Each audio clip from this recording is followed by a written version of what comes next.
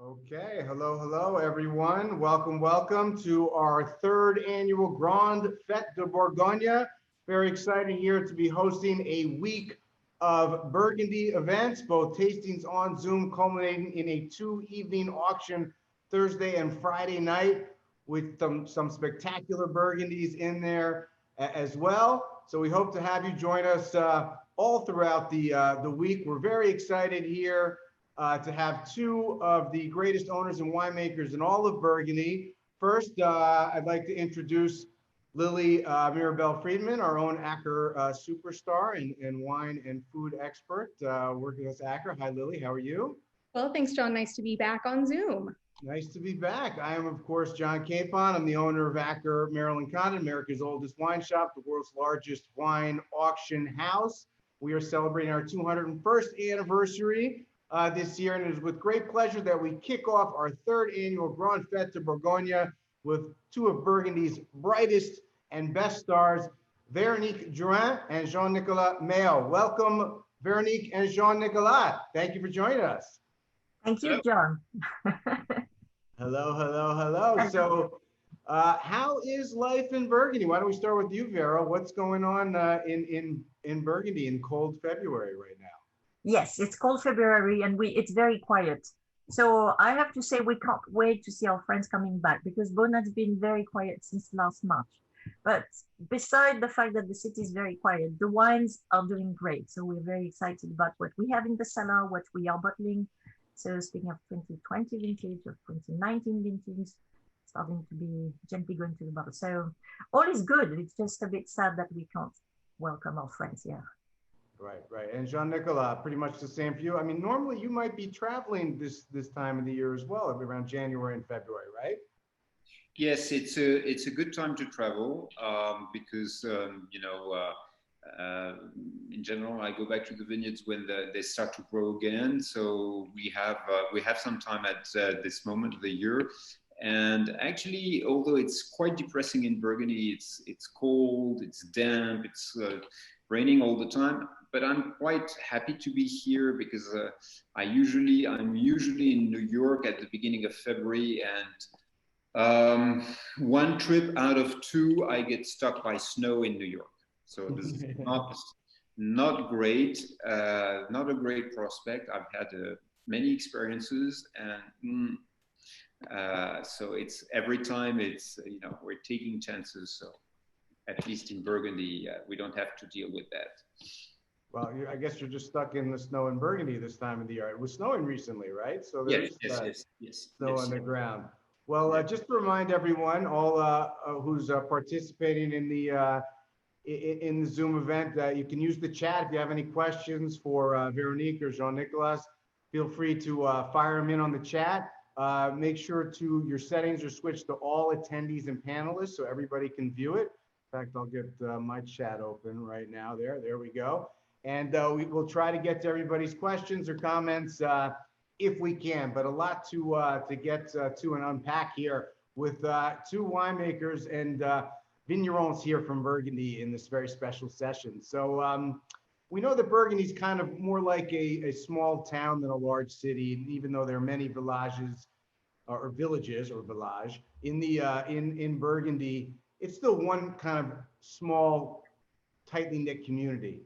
So how, even though Véronique, you're from Beaune, and Jean-Nicolas, you're really from Vosne Romanée, how did you guys meet? You've had a long friendship together? Do you remember the first time you met, or can you recall that far back? It was a long time ago for sure.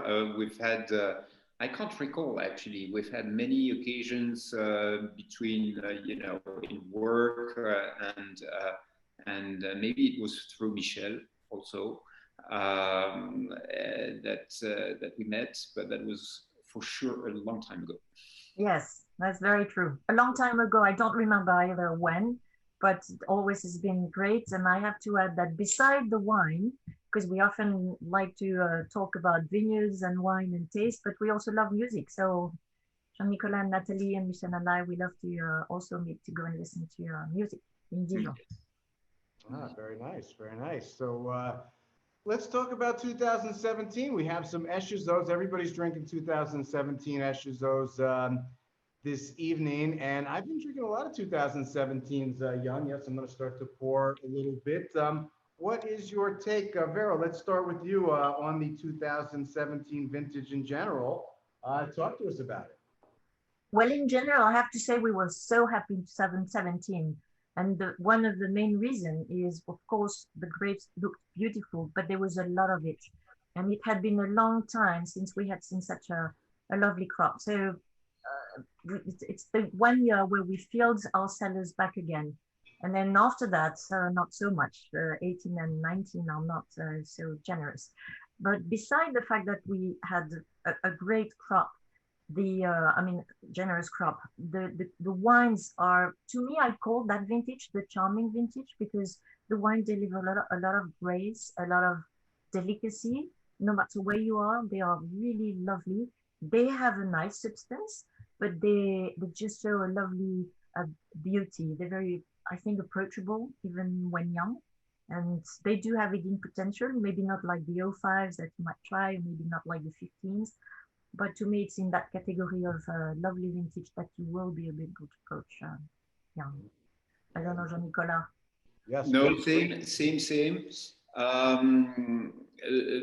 Generous vintage with being quite ripe, although relatively low in alcohol.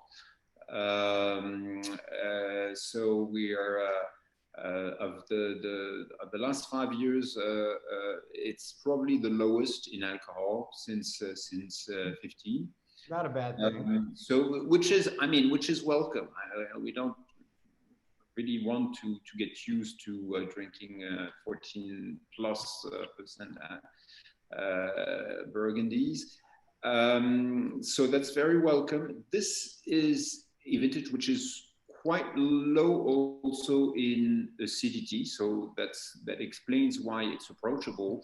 And the tension Véronique mentioned, which is there despite the approachability, is due probably to this balance. You know, it's ripe, it's not very acidic, but at the same time it's not very high in alcohol. So the elements are there and in place. So it's a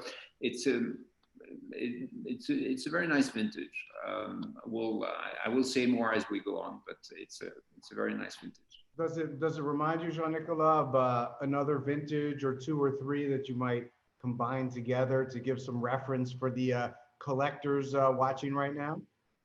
Yes, I think that we can. I likened it to 07. Which was a little bit in the same vein. I think we have a bit more stuff, a bit more concentration in 17 compared to 07. Yeah, I agree. But that would be the same kind of vintage. 07 was also approachable, low in acidity, but very, very nice, very elegant, not too warm, and I think we have the same kind of vintage. Okay, well, let's.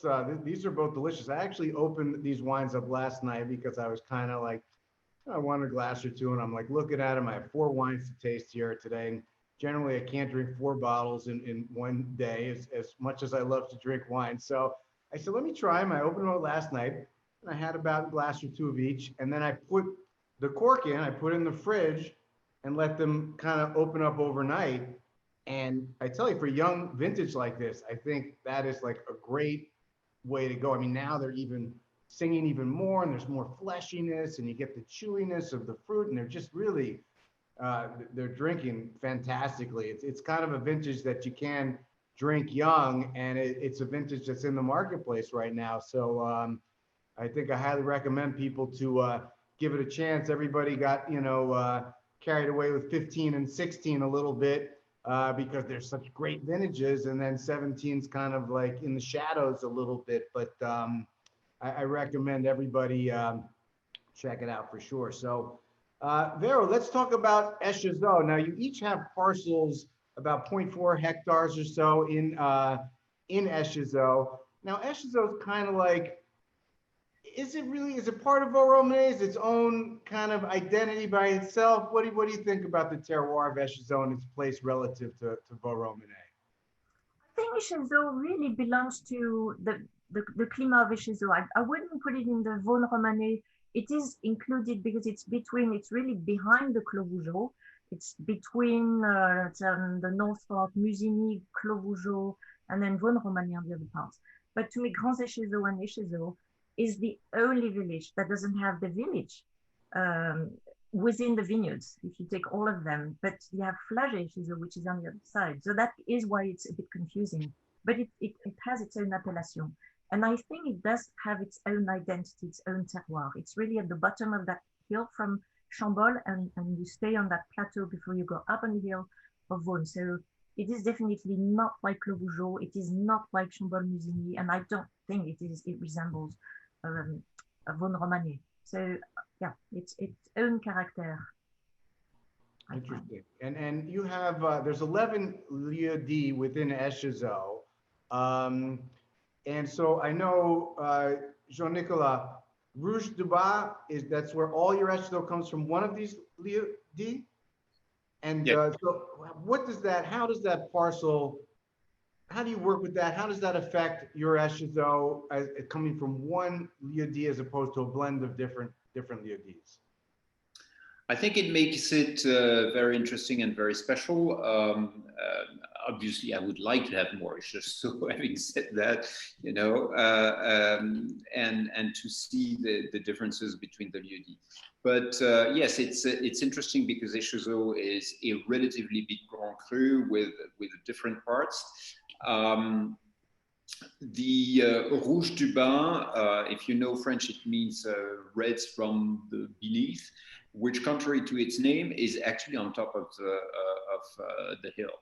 Because there is a very small premier cru in Vosne Romanée nobody knows about, which is called Les Rouges.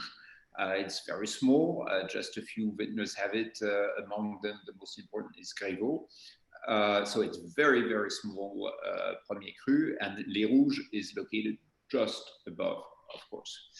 But it's high on the hill, and therefore I think that we have a climate which is a little bit cooler over there, and it is always a wine that has a lot of acidity. So it's interesting, John, what you said about the wine and the approachability, because actually what you're drinking with this Echezot is probably one of the least accessible wines of our range. This is the Echezot I recommend to drink last. I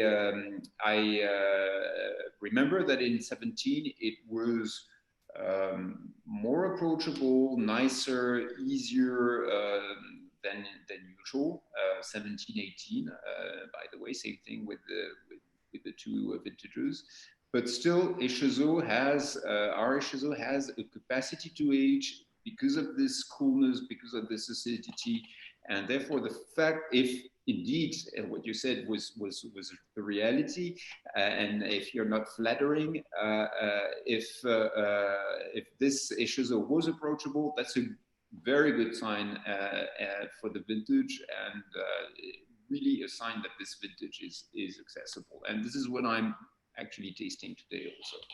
And this is what, last night when I first had it was approachable, but the extra day, I like to kind of cork the wine up, put it in the refrigerator, maybe drink it over the next day or two. And so that extra day of, even opened it up even more. And I think that's like, but even last night, they were both quite accessible. I mean, obviously they need a little time to they're still young wines, and they're still great wines that are going to age easily a decade or two without question. And, but it was just interesting. It was just more approachable than some other vintages that like we were discussing earlier. So Lily, I think we had some questions from the crowd here. Maybe you want to bring some online. Definitely. I'm going to start with a question from a friend of everyone's, Arvid. And Arvid asks, since we know that the Méo Echezot comes from Rouge du Bas, Véronique, your Echezot comes from 2 parcels, if I recall. And what are those parcels, and how would you compare those terroirs to the Rouge du Bas? So our Échezeaux comes from one parcel, but we have Grands Échezeaux. So it's not to be confused because it's in the same location, but Grands Échezeaux and Échezeaux are two different Grand Cru. So our Échezeaux comes from the Comte d'Orvaux. So it's in the bottom, it's really at the foot of Chambord-Musigny. So I would say it's a bit different than the Rouge du Bas in that sense that for me, maybe the opposite of Jean-Nicolas, our Échezeaux is more approachable than the Grands Échezeaux when very young. Because I think maybe it has a little bit of that soil that gives some delicacy to the wine and maybe a little less depth than you do find in the Grands Échezeaux. So in that regard, I find them a little bit different. Have you had the same experience as John is perhaps having now with that kind of early accessibility of the 17s? Absolutely, yes, absolutely. Yeah, he's right. He's right. I would really not be shy. These will not be just labels to look at. Go and grab the bars.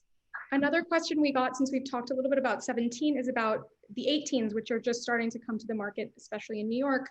Can we talk a little bit about how 17 compares to 18 and maybe what 18 looks like now that it's in bottle? Do you want to talk about 18, Jean-Nicolas? Happy to, otherwise. Go on. Well, so for me, both 17 and 18 are early vintages, but the big difference between both is 18 is a smaller vintage. So the wines do have a bit more core, a bit more concentration. So therefore, that's why I say 17 is more approachable than the 18. But is it like 2015 with that concentration, or not quite the same? Maybe not quite as serious as 15. They have also some kind of charm, but it's a bit more serious than 2017. But two warmer vintages that have a good underlying acidity.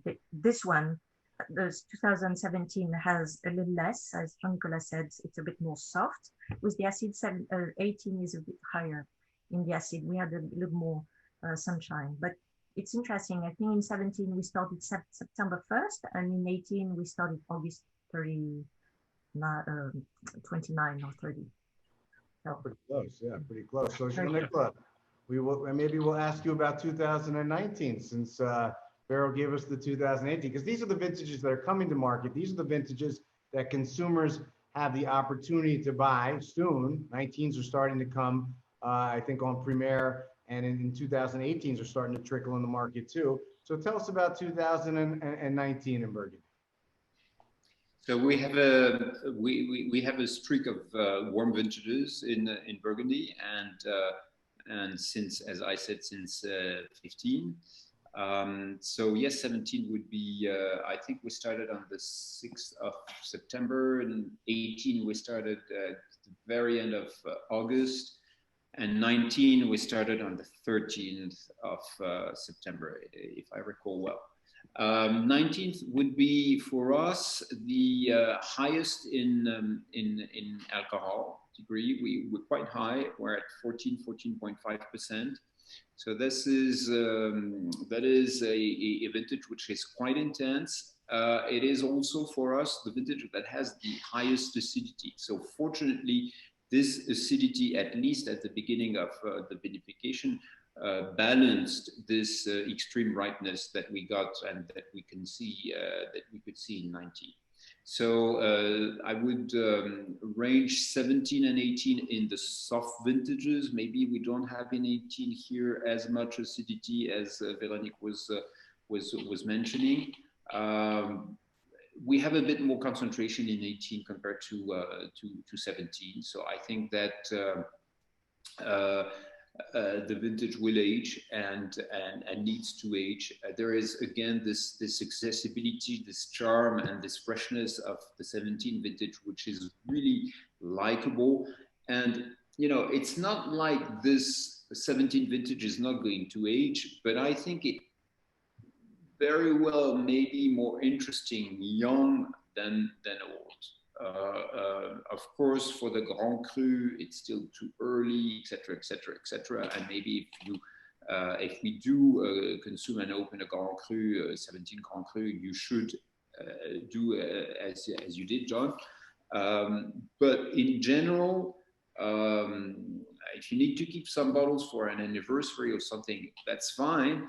But if you have every vintage in your cellar, I would encourage you to drink the 17, because this is a great occasion to drink young wine and really take pleasure out of it, and really feel in most of the wines both the concentration and at the least the complexity of the Premier Cru and the Grand Cru early on. Generally, you have to wait for 10, 15 years to feel that.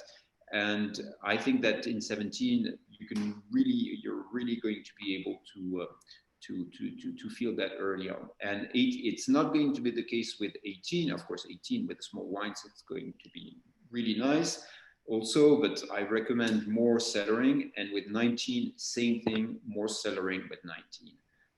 So it's a great occasion to drink young wines with this 17 vintage.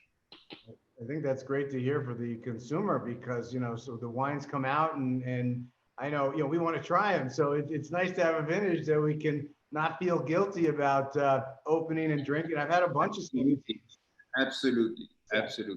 The past no, we will always have as vintners, we always have this reaction, and we always want to let people think that our wines can age, and yes, they can age, but a vintage like this, we have 15 is great, 16 is great, 18 is really good, 19 is great, 20 is probably great too. So let's take advantage of this 17 vintage. It's been a great century for Burgundy, the 21st century, without question. I mean, with maybe there's been 1 or 2 or 3 very difficult vintages, but everything else has been really great, even, and I think, that's why Burgundy has kind of taken over the marketplaces, because there is this approachability. Even the great vintages, that's maybe not the Grand Crus, but you can drink a Village, you can dabble in some Premier Crus. You can enjoy Burgundy at a younger age and not feel like it was a huge mistake. Yes, the Grand Crus you want to wait more, as you said, but there's such a range available, and there's a drinkability at a younger age. And in today's mindset, people want to try, when they buy, they want to try. And I think Burgundy offers more windows into the world of fine wine at a younger age than some of the other regions. And John, can I add something on those vintages? Please. I find something, and what you say is very true with this 21st century. And lately, they so highly speak of their place. I find it really interesting, because every vintage takes 17 and 18 and 19, but you really drink where they come from. So the terroir is very much speaking, which I think is fascinating. Someone who is interested in Burgundy will take a Chambol, really is like Chambol, and Gevrey and Chazon. So I find this is a great, bit beyond the fact that the wines are delicious, but you can learn so much for understanding more the terroir. It's great. And even the 2 terroirs between the Liodis here, I'm tasting side by side, the 2 Echezos, which are both outstanding. And they're still very different personalities. And I think, part of that obviously is that, everybody has their own kind of signature style in the cellar, but I'm sure the Liodis have something to do with that too. If you had a different Liodis, do you think your style of Echezot would be a little bit different, the expression, or do you think that your style as a winemaker, Vero, would kind of take over the terroir more? Which one do you think has a bigger influence? Well, I think it would be interesting if you would switch grapes, like if I would get Jean-Nicolas fruit and I would give him mine, that would be fun to try. But I still think we would something here. No, but it would be, I think you still would see the terroir. Then of course there's going to be the hand of the winemaker. The style is going to be, hopefully, each of us will keep its own style, but you would probably see through the wine where it comes from, the place. That's really what speaks. So actually, yes. Actually, it would be nice to exchange grapes. It's not that I don't want your grapes, honey.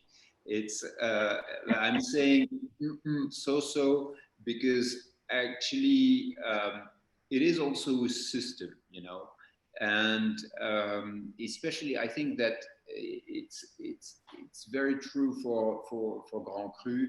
We have such, well, at least, but everybody is a bit the same. We have, I think we do so many things and so many details and specific things that we that vineyards and vinification are linked, and there is a system in a way, and so I'm not sure it would really work. I mean, for it to work, we would have to farm each other's vineyard for a year, and then yes, then that would be something that we could do. But it's a little bit more delicate when you're dealing with such precise and such prestigious terroir. It would be for the experiment to work, we would have to do that. And probably have to do it a couple of times, because I have to say we did it in Oregon. Never did it in Burgundy. Would not be allowed to do that in Burgundy, but we did it in Oregon, and the wines were unbelievably different. So I mean, maybe it would work. If you guys wanted to do it, which would be a huge story, it'd be very exciting to the public, I think. You know, but so you would have to get permission from the government. Would it be a huge process to even be allowed to do that? I don't think it would be that easy to do. Probably possible. I don't know that would be. Yeah. I don't think it's impossible, but it would require a little bit of work, I think. Well, maybe we have planted a seed that will take some time to grow, but an interesting idea for sure. Yeah. For sure. So I think we have some questions about the 17 whites. Before we move on to other topics, I want to just touch on, both of you make white wines, Véronique a bit more than Jean-Nicolas. Can you touch on the 17 vintage for white wines and also their ageability, and also the 18s and 19s as well? For our experience, these are three really, really good vintages for the whites. And don't think that because they're warm, the whites lack acidity. It is not true. They do have, and we have learned, we do adapt to the changes. So that we don't change the style, we do change a little bit of what we do in the cellar. Like for example, the whites, we keep them on the lees without touching them, but for a long time, because we found that this brings a lot of freshness back to the wine. So the 17 and 18s and 19s, they do have a really good acid base. 17 maybe a little bit less, and the reason 18 and 19 do have is we had a bit of a dehydration during the summer, and dehydration concentrates everything. So of course the sugar and the tannins for the reds, but it does also concentrate the acids. And because the summer was quite warm, the malic was already quite low. So going through malo didn't change much the acidity of the wine. So you do have one that are quite lively and very fragrant. They're really delicious. I'm super excited with the whites from 17 and 18 and 19 that we are bottling. It's probably the one that has the highest level of acidity is 19. Will they be early drinkers like the 17 reds, or do you think they have a bit more of a longer drinking window, at least off the bat? They will have a good window for drinking, but again, it's like the reds. It's okay to drink some of them young, even if you're in the Premier Cru. We know they have some potential, but they are really delivering a lot, and it's very nice to drink them, even starting now. But they will age. They will age. That it's for sure. Okay, John, I'll give it back to you.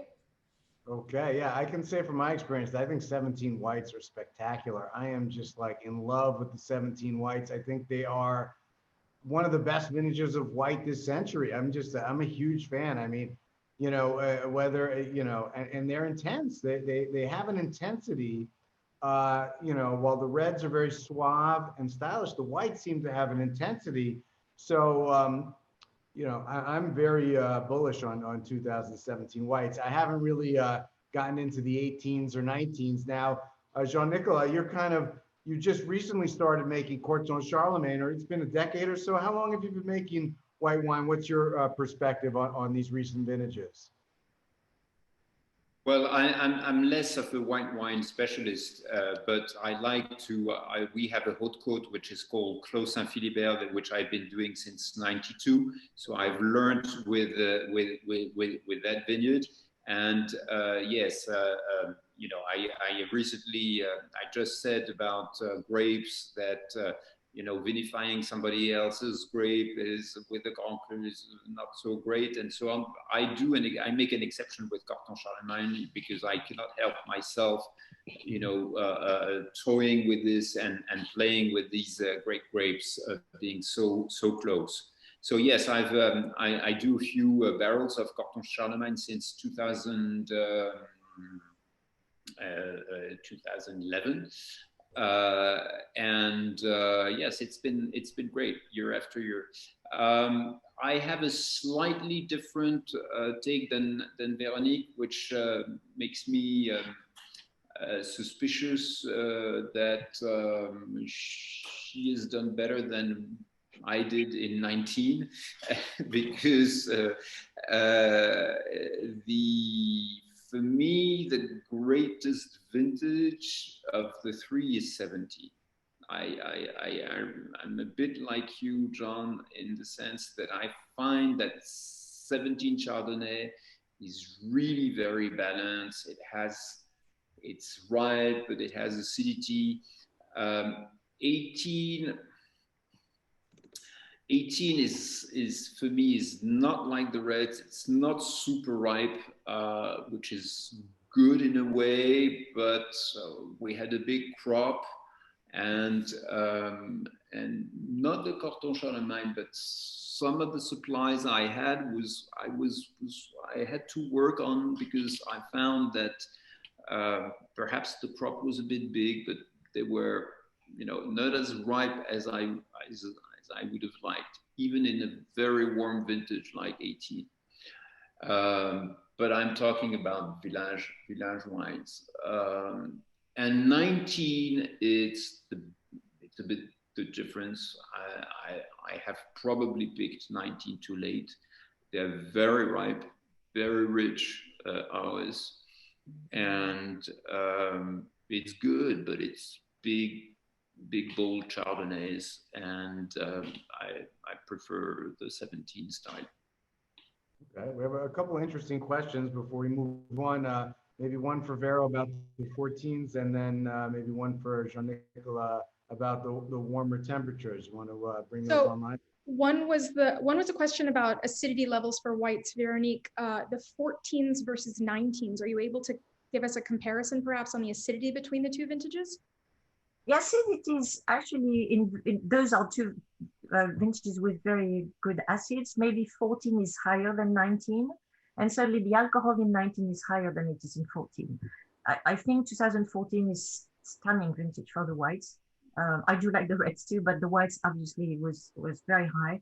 But honestly, I've been incredibly surprised by how we kept this acidity in the 19s. But 14 is higher than 19. But 14 was higher than normal. Yeah. And then this is to both of you. So we'll start with Jean-Nicolas, but seeing as we've now talked about 3 rather warm vintages in a row, do you both subscribe to the view that warm temperatures recently are less threatening than perhaps we thought of 20 years ago, even less 10 or 15 years ago, because the vines are getting used to dealing with that heat? Like the vineyards themselves are adapting to deal with warmer temperatures themselves. Probably, but that needs to be proven yet. It remains an hypothesis. We're seeing a couple of drought problems in 19 and 20. Desiccated grapes are becoming, and burned grapes are becoming a usual every year. So yes, well, the vineyards are adapting. We're seeing that in very warm vintages. We're still seeing some of the Burgundian character. We're not becoming California, so and our Pinots are still very Burgundian. So that's obviously very encouraging, because yes, that makes us feel that the vineyards are adapting, but the time frame is too small still to be conclusive on that. Véronique, how do you feel about the recent vintages being warm and perhaps that being the new normal? Well, up to now, I wouldn't complain about having warmer vintages, because we pick ripe fruit, phenolically ripe fruit, and they haven't been yet overripe. So I'm hoping this will stay where it is, but we can't complain in Burgundy having a warmer climate. And I think we also will adapt our canopy management. We already know that now we have to be really careful with leaf pooling, managing so the leaves protect more the vines. So we will need to adapt, but certainly Jean-Nicolas is right, the vines will adapt, but it will take them time. But so far, I don't think Burgundy should complain too much, but it should stop there. No more drought. And okay, we'll do our best with the sun. Right. Well, you said, Jean-Nicolas, you're not becoming California, but are you becoming Oregon, perhaps? Maybe we should talk about Oregon instead. Of course, Véronique, you have you pretty much wasn't your family the first Burgundian family to go to Oregon? What was that decision? What was it? Yeah, tell the whole story about the decision to go to Oregon. Were you involved, or were you too young at that point when these decisions were being made? What's the story? The whole story would be a bit too long to tell, but basically, when I did study enology, my generation, our generation, was lucky that we could start traveling. Our parents or grandparents didn't travel that much. And so I had the chance to do a little bit of internship in Bordeaux and other places. And I thought, let's go and see what's happening in the New World. And I was obviously very tempted to go to California, where Robert Mondavi was a good friend of the family. But my father said, you should go to Oregon. And I said, why would I go to Oregon? He said, well, I've had some really interesting Pinot Noir. This is 1986. So in 1986, I go to Oregon, and I had work. I was an intern with David Lett, lovely family, the Irie Vineyards, and the Castilles at Beverly Heights, and David Adelsheim, of course, who has been such an important person in Oregon. And that's it. We just become friends. I love making the wine, love helping them. And then they thought and talked to my dad and said, Robert, how about you try to make wine here? You're really passionate about growing grapes and making wine. And my father said, well, I would love to do that, but I don't have the time. I mean, I'm really too busy in Burgundy. And they didn't give up with the idea. So they called him back a year later and said, there's a beautiful piece of property next to David Lett, of whom you love the wines. Why don't you come and have a look? So this is June of '87. We go there, we walk up the hill, we look at the place. And my dad said to me, I believe in Oregon. I think this great terroir. We don't know them, but I think there's great potential here. We should try. And of course, it was very difficult because there was nothing. But we bought the land, and then from there, there was a lot of things to be decided, mostly on the viticulture side. So how to plant, what to plant, which clone, which would start, the spacing, the yield. There's so many things that you don't even think of when you say, oh, I'm going to make wine. But there's a lot of thinking behind that. And then we made our first vintage in '88 with purchased fruit because the vines were too young. And then we liked it, and we said, well, let's make a second vintage. And so we liked it too. And then we brought samples back, and probably I went to see Jean-Nicolas and say, would you mind tasting those? And I don't recall if he was among those from Burgundy who said, the wines are delicious, but you're totally crazy. Nobody will ever buy wine from Oregon. It's absolutely unknown region, and it's Pinot Noir. But of course, things have changed, and we were really encouraged by a lot of people in the US who the welcome was great. The welcome from the people in Oregon, I have to say, we were welcome as friends, not as strangers. The people working together there, the collaboration is amazing. And so we help each other. We had some experience from Burgundy that we share. They had their experience with farming that they share.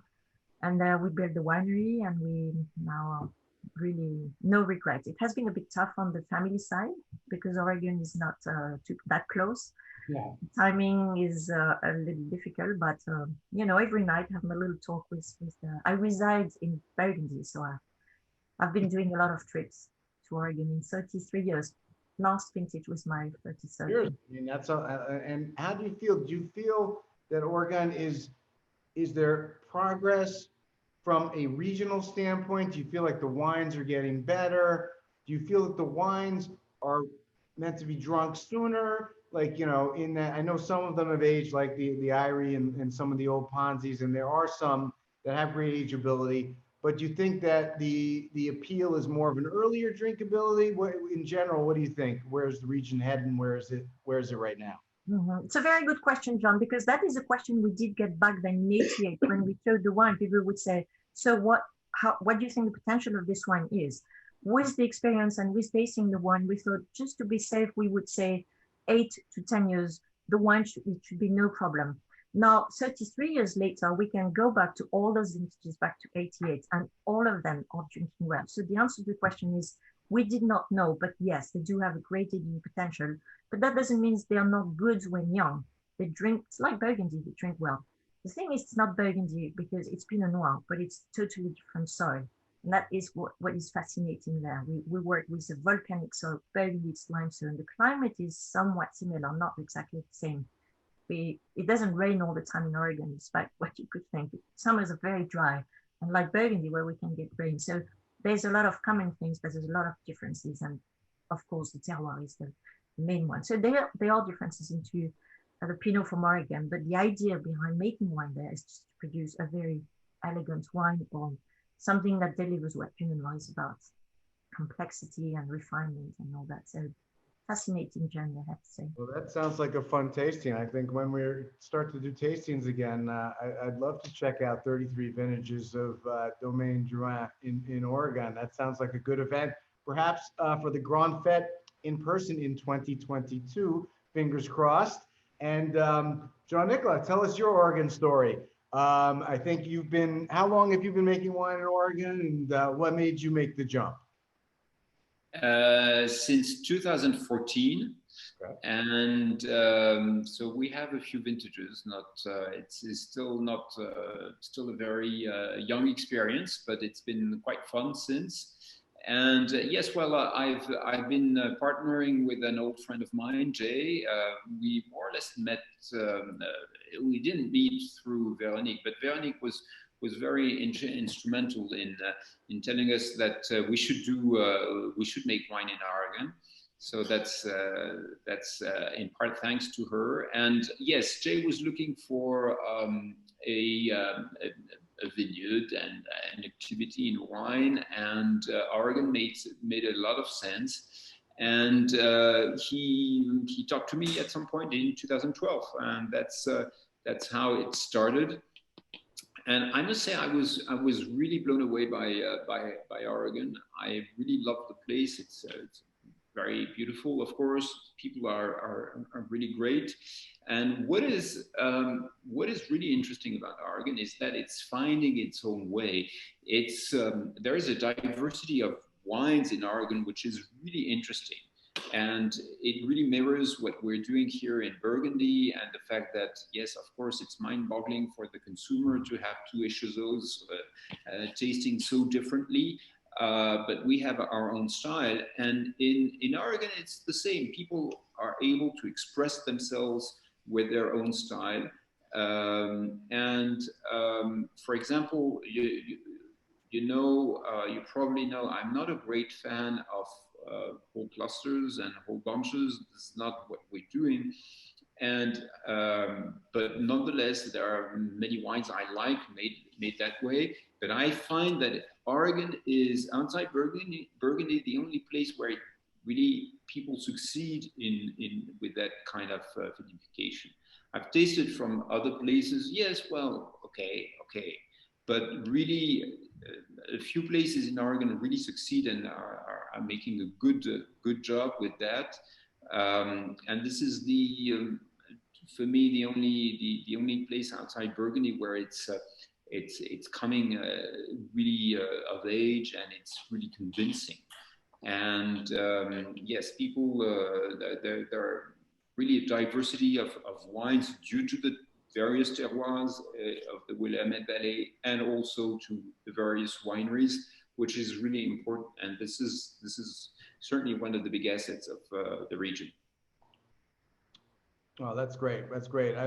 Yes, we need to move on to the 2005s. We have, Lily's reminded me, we have two other wines to taste here. 2005 vintage, the greatest Burgundy vintage of all time, according to a very influential and respected critic. 2005 has taken a long time to come around, been almost mummified, a bit of a vintage that has to stay in the sarcophagus to get ready. But I think they're starting to come out. They're starting to get ready. In 2005, this is a very special wine. We have a Beaune Clos de Mouches, of course. Now this vineyard, right, Vero, was the first vineyard your family ever bought, the Clos de Mouches. Is that right? Yeah, absolutely. Yes, actually, we are celebrating this year the 100 years anniversary of the Domaine and of the Clos de Mouches, because my grandfather Maurice bought the first parcel of Clos de Mouches in January of 1921. So it's just perfect choice, John. Yeah. Hey, that's that's how we do. So we have the special Louvre des Dames, though. You've only made this once, correct?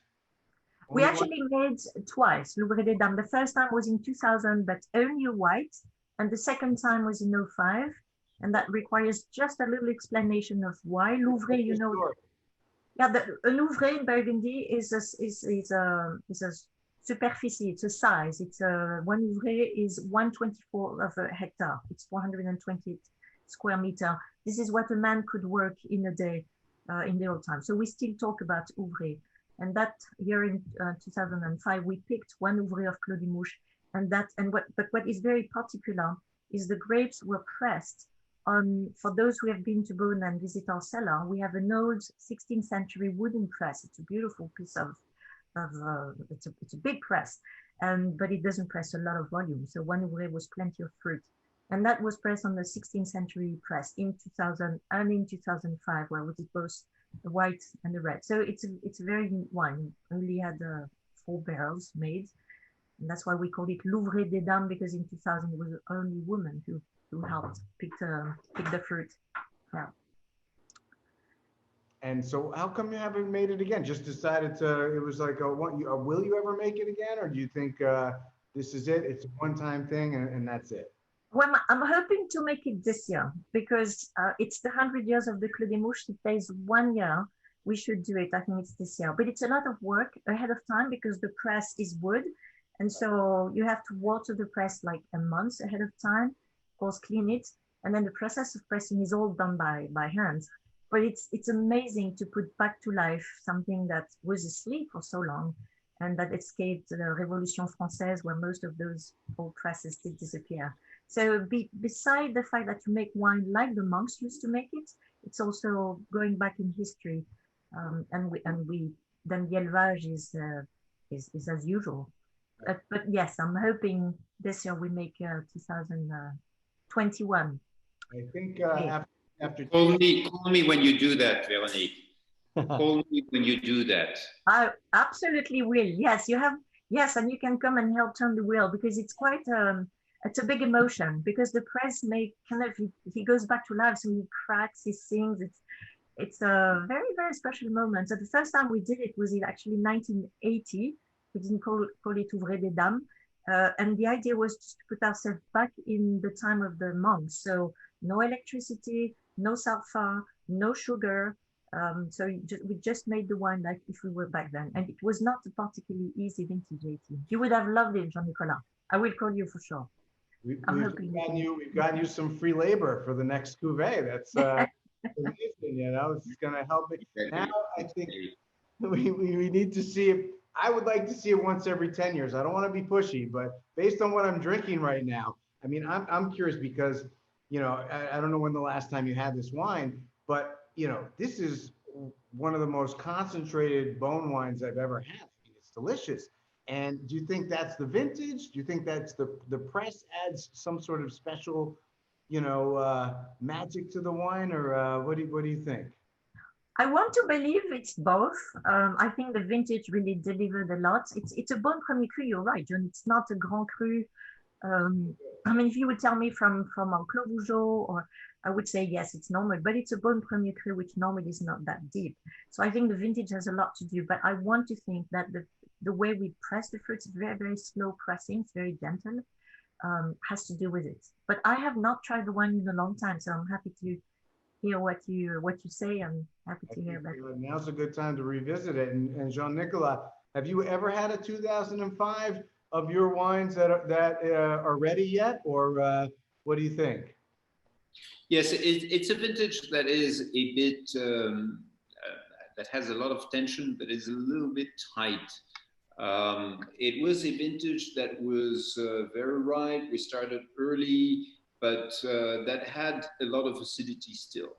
And I remember also it's a vintage that is between 13 and 13.5. So it's perfect ripeness, but it's not ultra ripe. And therefore, I think everybody underestimated the tension and the tightness of these wines. But yes, I've had some very nice wines lately. I've tended to really avoid that vintage because I thought it was not ready. But I've had the Village Vaune and our Village Vaune is really has really a lot of acidity, but the Village Vaune was absolutely delicious and is long gone. And more recently, we had a year ago we had the Nuit Boudot, Nuit Premier Cru Boudot au Frais, that was quite delicious, really delicious. Drinking so easily, so well, so sweet, in all meanings of the word, but extremely balanced by the acidity.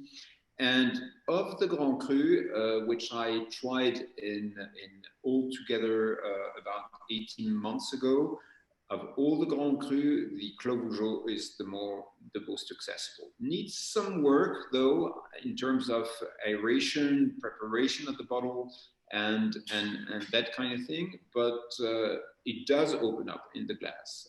Whereas I found that the other wines, the Échezeaux in particular, is still very tight and is really not extremely generous. But the Clos Vougeot, yes, it opens up, becomes very, very nice, very elegant, very seductive, very complex and refined.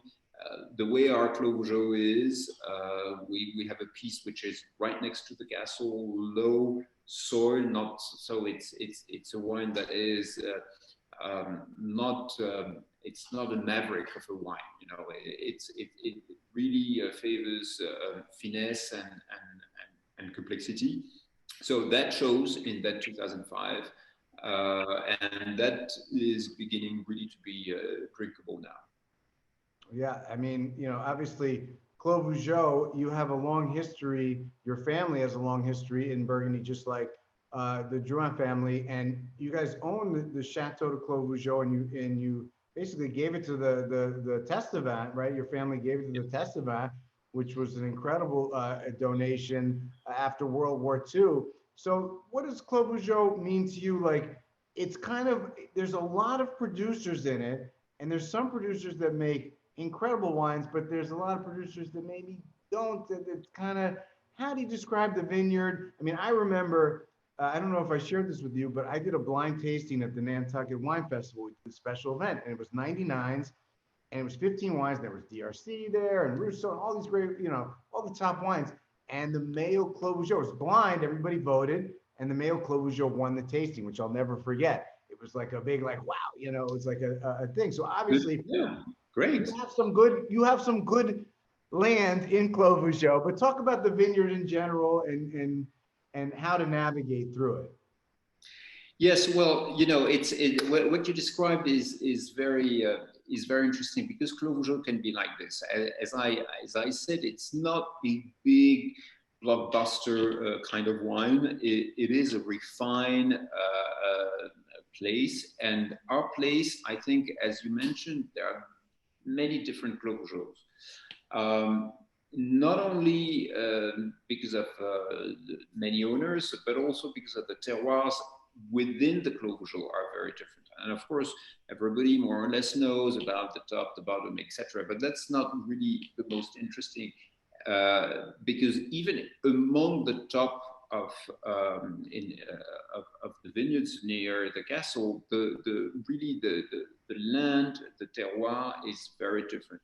When you go south, when you go more towards Grands Échezeaux, you have a lot of soil there. I mean, the soil is deep. When you're next to the castle, and if you've been to Clos Vougeot, you've noticed that there's virtually no cellar per se.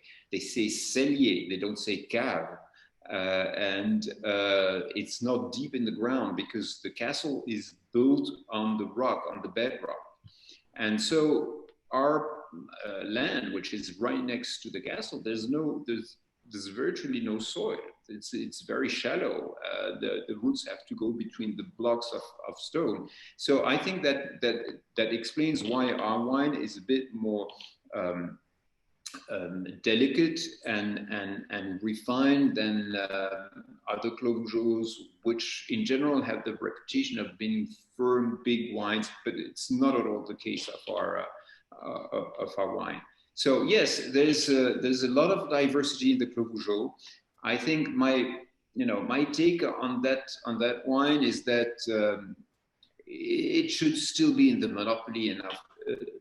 Monopoly, and I would love to own that monopoly, because I think that the monks, it should be.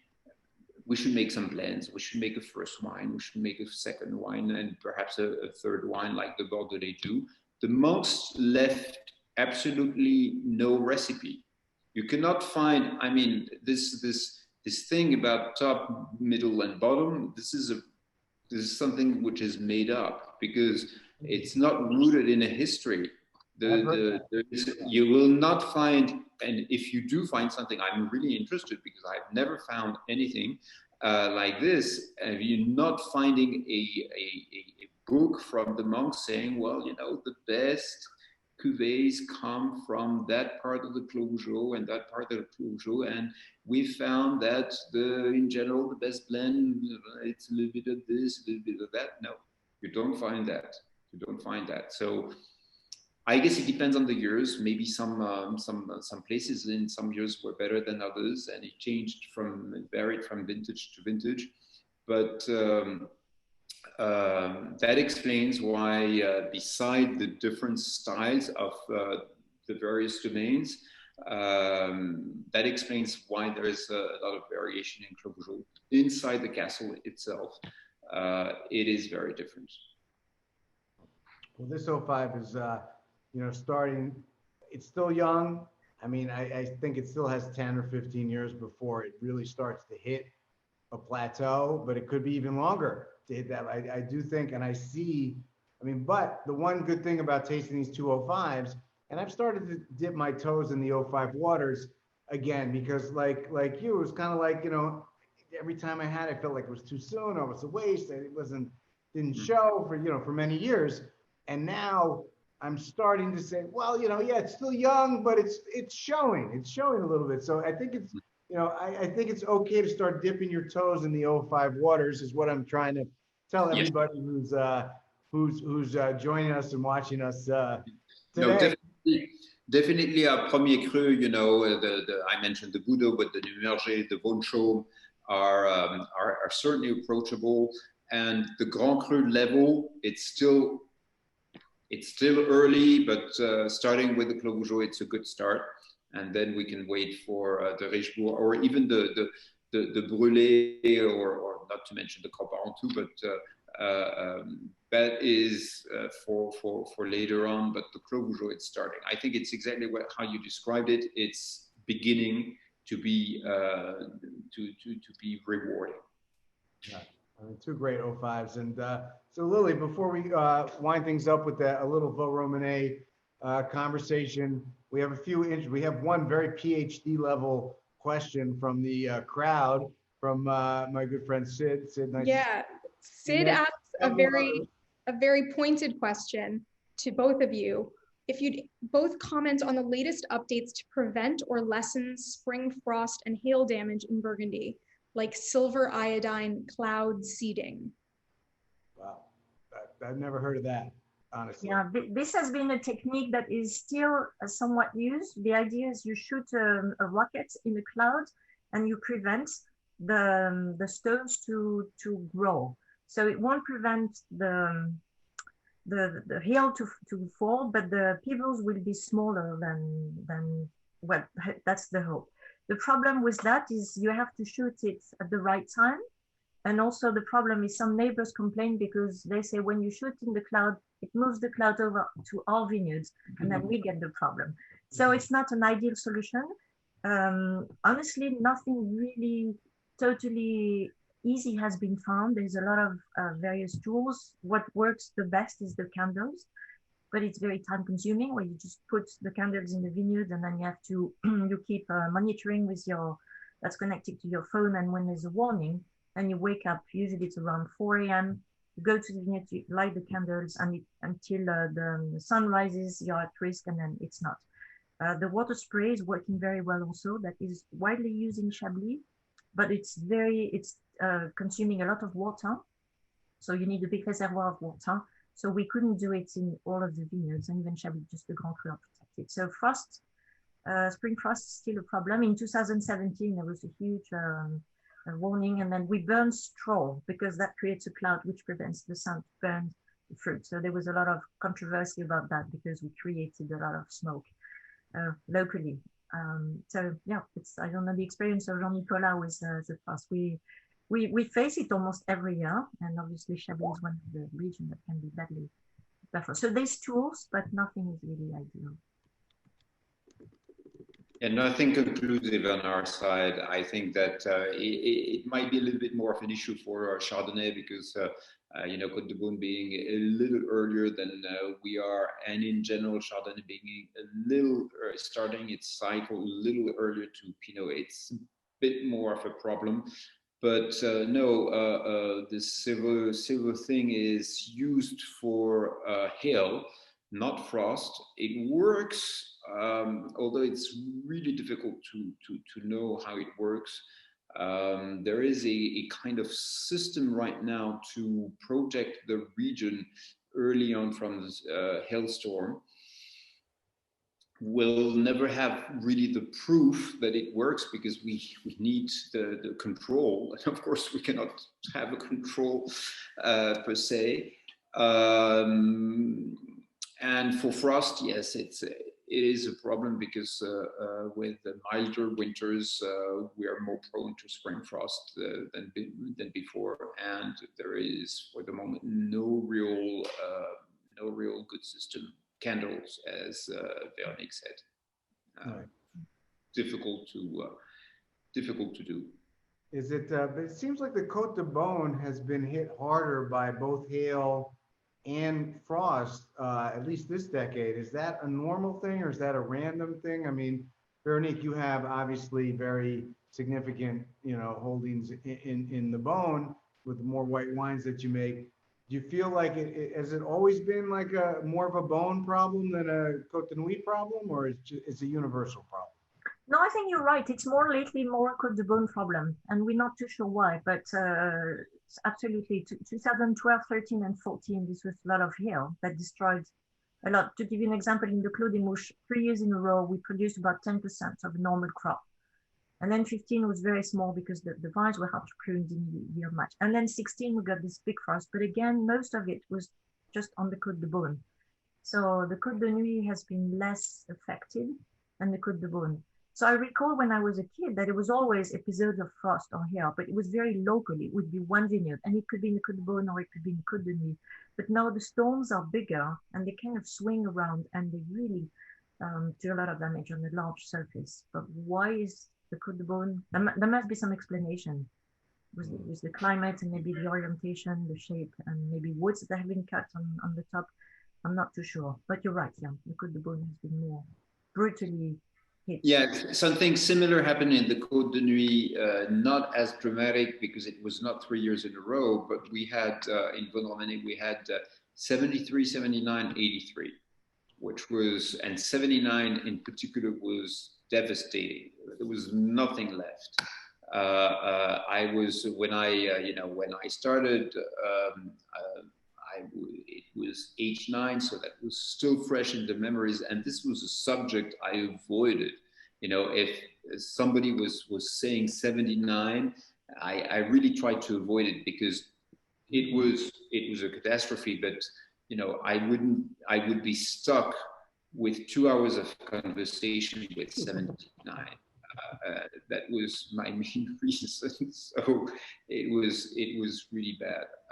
But yes, at the time they were saying, well, there's something wrong with Vosne Romanée, there's something wrong with the north of the Côte d'Huile.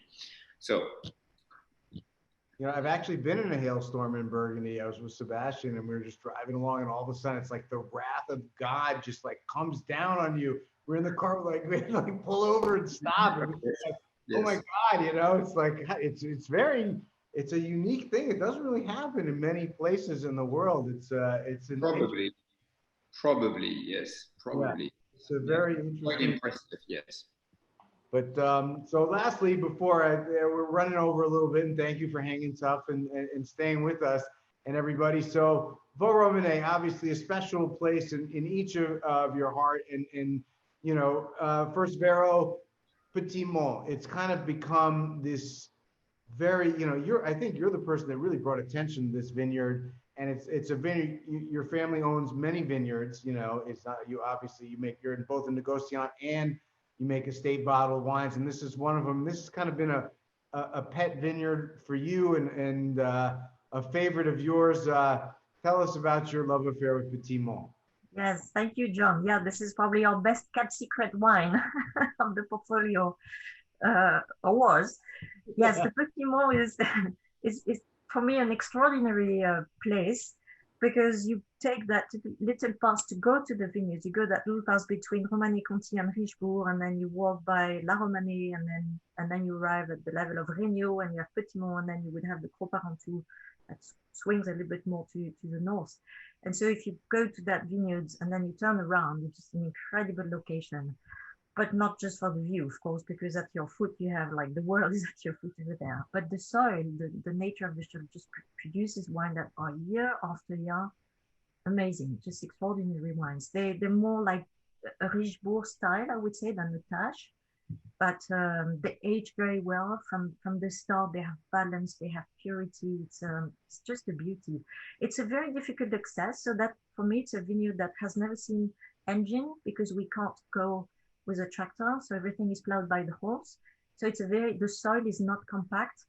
It's you know, we farm organically all our vineyards, and actually biodynamically all the vineyards. So again, it's man-made for if we need to do preparation or a spring or something. We take good care of that little piece of the garden, I would say. But the wines just deliver something fabulous. I always think that if Henri Jaillet had owned a piece of Petits Monts, nobody would be able to find it, because it would be like the Cros Parentout. But yeah, it's quite a vineyard. Mm. Well, speaking of Henri Jaillet, he owned a bit of Brûlé and a bit of Cros Parentout. And Jean-Nicolas, you have a bit of both. And, you know, Cros Parentout, of course, gets a lot of attention as a very special vineyard and terroir. But also, I think Brûlé has, would you consider Brûlé to be your favorite, perhaps? Or what do you think between the two vineyards? Yeah, I love Brûlé, and I must say it's the case of many of my customers. It's interesting because yes, both Brûlé and Cros Parentout were farmed by Henri, and of course Henri had an inkling towards Cros Parentout because that was almost a creation of his. But he also loved Brûlé, and Brûlé is right next to Richebourg. For me, it's Richebourg is perhaps a little bit on top of the hill, so has perhaps a bit more freshness than the average Richebourg, so to speak. And Brûlé would be very close to a classic Richebourg, I would say. You know, the few times I've had a Richebourg horizontal, so this has been twice. You find this character, this majesty of this Grand Cru, and Brûlé has it too. So I really think that Brûlé is very close to a classic Richebourg. It's a very old vineyard, and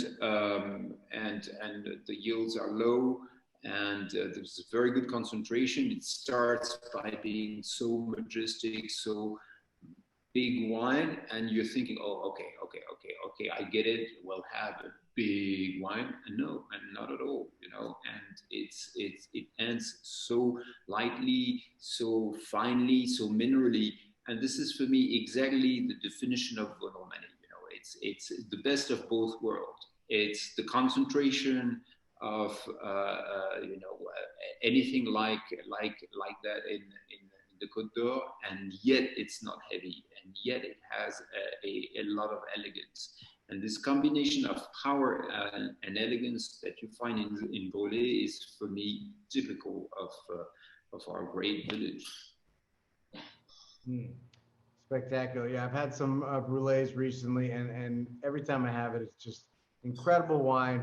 I think the wine has doubled in value over the past 3 or 4 years. So, you know, get some while you can before it doubles in value again, because that's what's happening. Yes, it's interesting it's interesting you say that, since we're talking figures, but I used to sell Brûlé and Croc-Parentout the same price 25 years ago, because I found that, you know, they're really next to Richebourg. Richebourg is, of course, special because of its Grand Cru status, but I felt then that the quality was really comparable.